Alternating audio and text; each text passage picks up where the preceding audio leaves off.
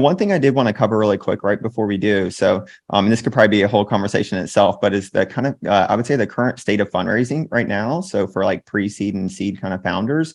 And could you just kind of maybe give us like I would say like a few kind of observations on, what you're seeing in the market, and then maybe, even some tips for earlier stage marketplace founders that are fundraising at those stages right now?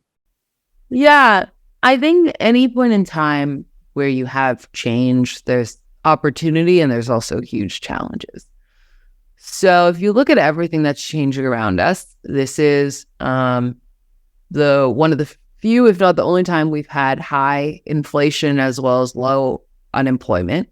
We've also had customer acquisition costs at an all-time high, crazy things going on with the mortgage market. You have generative AI. I could go on and on about all of the changes that are happening in the world that make this an interesting time to be investing, but also a precarious time to be investing. And so there has been some weirdness, I'd say, in the market. There are companies that have traction that aren't able to fundraise, and then there's companies that are pre-product that are raising hundreds of millions of dollars. And I think for a lot of founders, looking at this market is really confusing and kind of unsettling. I think at the end of the day, the things that have always been true in venture is you're looking for a partner for a really long journey. And so how do you find someone who understands and believes in your space? It's not just about saying, hey, look at the numbers. This is a good business. It's about saying, hey, you understand this space. You understand that the underlying unit economics, the underlying thesis, the underlying team of this business is one that's going to win in the future. And I want you as an investor along for the ride. So I think the number one piece of advice I'd give is look for an investor, not just a firm, that really matches your company.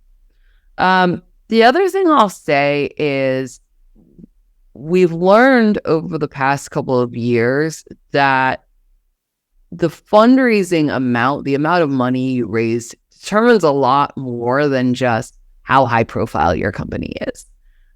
We were talking the other day at Lightspeed about how the unicorn title has really rewarded people for raising a lot of money and getting high valuations, when the truth is that doesn't necessarily mean you have the best business in the world.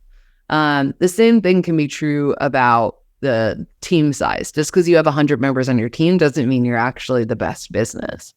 And so I think it's really important for founders to consider, how much do you actually need to raise to get to the next milestone in your business? Because you're always, the more traction your business has, the more leverage you have to fundraise. And so I would be careful to founders to advise them to think about how much money they want to raise based on how much other founders are raising or what they're seeing in the news, and really focus on what's right for your business. So those are the two things that I think are most relevant pieces of advice right now.